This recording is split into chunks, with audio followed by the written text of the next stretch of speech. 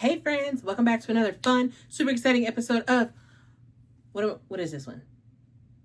Book Club Book Reviews with Jonah.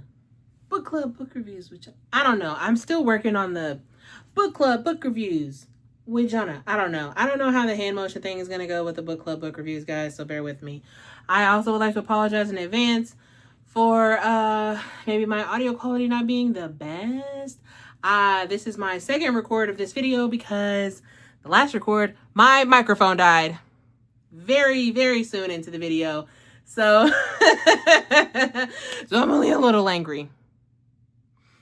I should just leave those things on the freaking charger because I thought, I don't know. Maybe I don't use them enough, but I don't know. It's neither here nor there. So I'm just going to do this video again, which is fine. Okay, so guys, we're going to do another book club book review with Jonah. So this month's book was Dead and Breakfast by Hillis and Rosiee Thor. This was Ashley's pick. We swap months, so next month is my pick, which I will tell you guys at the end of the video. So make sure you stick around to know what we're reading next month, because I think you guys might be down to clown with it. Okay, so Dead and Breakfast is about two vampires who own a bed and breakfast, and they live in a town where some of the town hates paranormal people, which I think is so crazy because it's not like the vampires are out murdering people. And so there's werewolves live there, fairies live there, obviously vampires live there. It's so crazy. And everybody and even the mayor of the town, his position, when he ran, he was it's called Trident Falls. I remember now. In my first video, I couldn't remember what the name of the town was, but the name of the town is Trident Falls. So his campaign speech was keep Trident Falls normal. And I was like, wow, that's so crazy. But okay. Pop off, King. So Arthur and Sal, who are the vampires, they own a bed and breakfast. And they just kind of want to, Arthur just kind of wants to live a normal life, he's immortal, so he's lived a really long time, and he just kind of wants to live a normal life. And Sal, his ever-loving husband, is the drama king, okay? He's fainting couch type drama, and honestly, I love him. He's probably my favorite character out of the whole book because he's just so funny. There's always a character that's the comedic relief, and Sal is 100% the comedic relief for sure. So,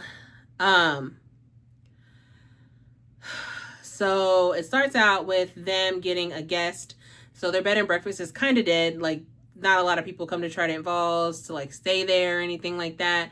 So their first guest that they're having coming in is the new city manager. Her name is Nora. And she comes to stay with them. And they're like, we're going to have this big, they want to invite, but they want to invite a bunch of people, right? And they do invite a bunch of people, but it's really hard when half the town hates you because you're paranormal, right? So they're like, Nora, we're gonna have this big party or whatever. You should invite people at City Hall. So Nora goes to work at City Hall and she invites the mayor and a few other people, right? So the mayor's like, yeah, I'm down to clown. I'll come, right? Okay, so then party comes. Then Quinn shows up. Who's Quinn? She also works for the city. I don't remember what she does. I don't know. But the tea on Quinn is that her and Nora have a secret past. I know. Same. I was like, ooh, what's the tea there? Because they were beefing big bad. They were being so mean to each other. Basically throughout the whole book. And I was like, so what's the tea there? Why are we so mean to each other? I gotta know. You find out later in the book why they're beefing, and I don't really know if they stopped beefing by the end of the book. I don't know. I feel so also tangent. There is a second book to this book. It's called Summer Coven by the same authors. It is the second book in it's a duet, I think. So it's the second book to Dead and Breakfast. So maybe I'll get to know a little bit if I read it, which I don't know if I will. And it's not because this book wasn't good, because it was. I just am not I don't know. I've learned a lot about myself as I've been reading, and I don't know if I'm a cozy mystery girly or not. Or maybe like it's more of a good palate cleanser for me and I just didn't need my palate cleansed. I don't know. It was still a good book. I originally, like in my head, rated it like between like 3 and 4 stars. I think I gave it like 3.5. But like as I was like prepping for this video, and then like as I did my last video, I definitely bumped it up to 4 stars. Because like, so anyway. So it's a 4-star book for me. There's no spice. Like it's very like wholesome, cute, whatever. So they have this. So there's beef between Quinn and Nora. And then Sal has to like leave. It's like a party. It's like 9 o'clock at night. And Sal leaves to like go to the dentist because the dentist stayed open late so Sal could go and get his teeth cleaned or whatever, and he does not want to go to the dentist. He is very dramatic about going to the dentist, which I think is hilarious. Like he's dramatic about going to the dentist like I'm dramatic about like having to make a phone call. Like he's like, this is the worst possible thing that could ever be happening to me right now in my life. I'm like, me too, bestie. TBH, that's felt. So they so Sal leaves to go to the dentist, and then Nora goes to bed, Quinn leaves. Arthur's like, well, shit. So he cleans up, and vampires are nocturnal, so like, you know. But they have a guest, like he went to bed so he could get up and like make breakfast the next day. So he gets up the next day to make breakfast, and like Nora comes down and she's like, hey, I kind of want to walk through the garden, blah blah blah, whatever. So they're going to walk through the garden. They also found a cat. Okay, listen, guys, and look, and I'm gonna tell you why, because me and Ashley both had the same theory, and I thought it was so funny. So they find this cat. It's a little, I can't remember what color it is. It's a little kitty cat, and they name her Rumble because she purrs. Like, I can't purr right now because like I can't purr on cue, but like imagine a cat purring, and that's what she does. So she like purrs a lot, and so like they like, okay, like let's go out for a walk in the garden, and they get their little umbrella because they don't burst into flames in the sun. They don't sparkle either. That's not a shot at Twilight because I love Twilight. Okay, I'm such a Twihard. It's stupid. Okay, so stupid, honestly. So anyway, they go for a walk in the garden, and then, and the back of the book will tell you that this happens. So the mystery, like the mystery that they're solving, like the murder that they're solving, is of the mayor. They find the mayor dead in their garden at the bed and breakfast. I know. It was wild, actually. So they have to like call the police, and like their police thought like their head sheriff, he sucks. He was the worst. I was like, bruh. And at one point, I did think that the sheriff did it. I was like, maybe it was the sheriff, because like he seems a little sketchy. He's also like not really good at his job, but he could also be like faking being bad at his job. That way he could get away with murder.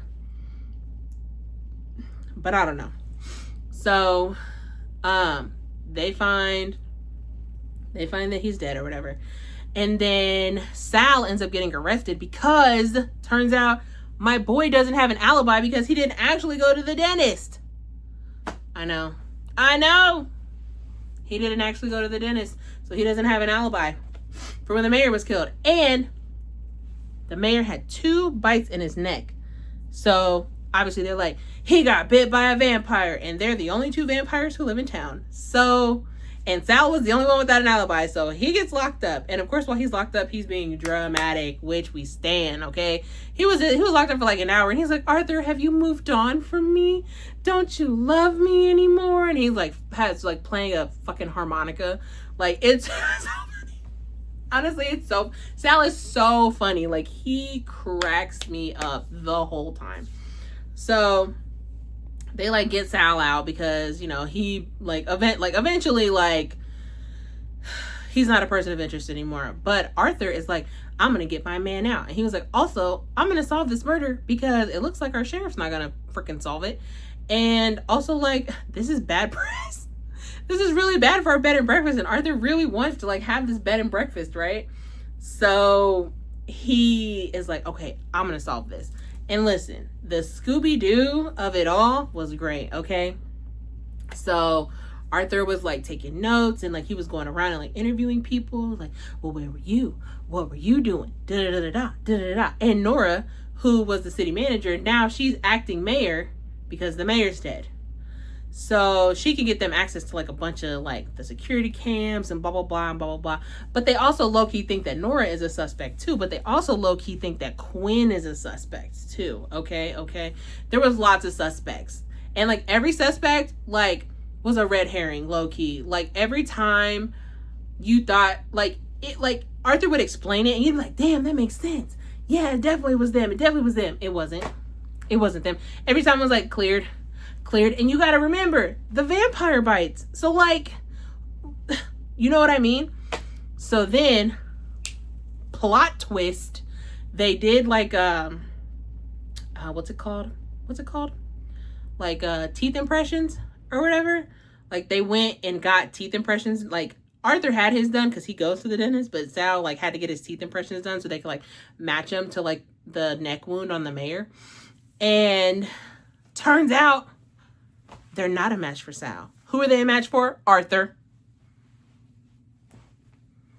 How is that, you say? I can't tell you. Because honestly, like, I was confused. Like, I was listening. I was like, Arthur?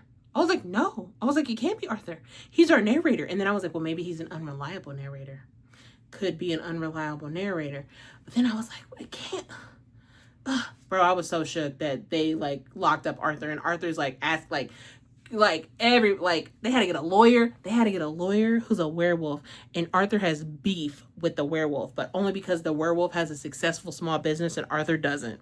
That's the only reason Arthur doesn't like the werewolf, is because he runs a successful business.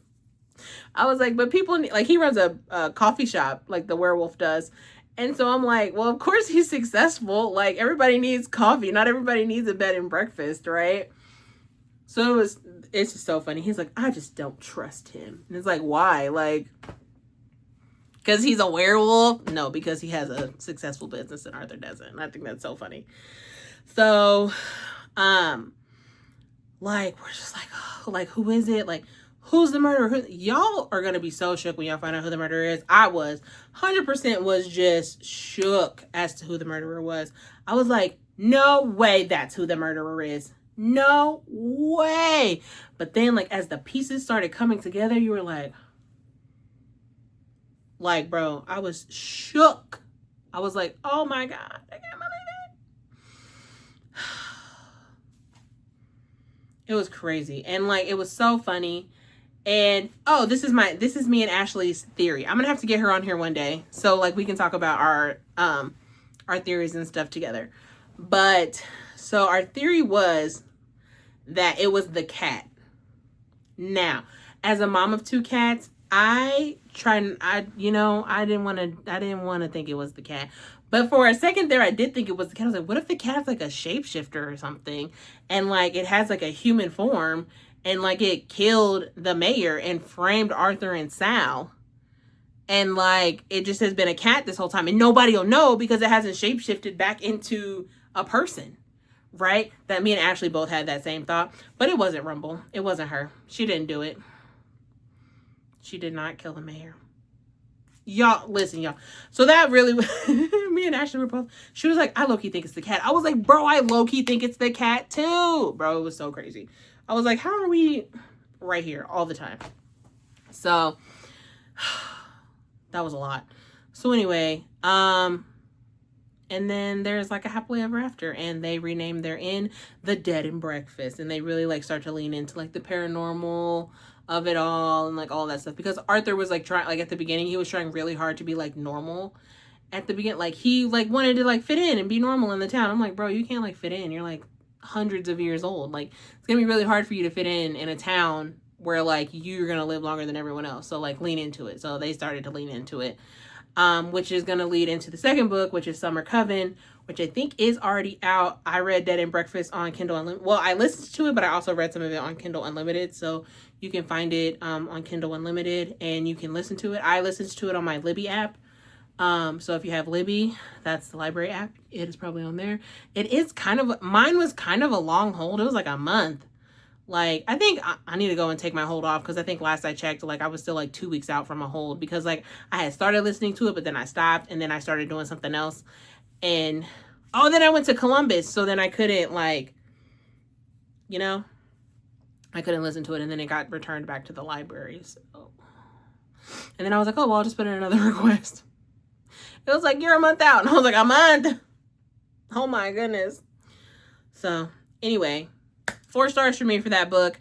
It's called Dead and Breakfast by Kat Hillis and Rosiee Thor. It is very good. I highly recommend it.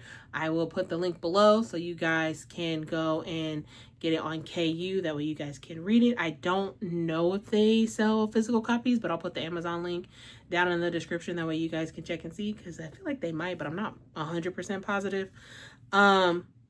Thanks for hanging out with me, listening to me, watch me be ridiculous. This video is way more tame than my first one, so I guess 2 takes is probably what it takes for me to be calm. But make sure you guys rate, review, and subscribe to me here on YouTube at Booking It with Jonna, and then you guys can go and follow me on Instagram and TikTok at itsjonna_, where you can see some of my my bloopers, and you guys will get links to like some of my other book reviews, and then you'll also get to see a few other book recommendations that I have, because I'm on a few street teams for some authors, and I've read a few arcs. So if you guys want any of that stuff, I do have playlists on YouTube as well. But, you know, follow me on Instagram at itsjonna_. Make sure you rate, review, and subscribe here on YouTube at Booking It with Jonna. And I will be back with another book review, book haul, something. I'll be back with something, I promise. But until I see you guys next time, I love you so much. Have a great day. Talk to you later. Bye.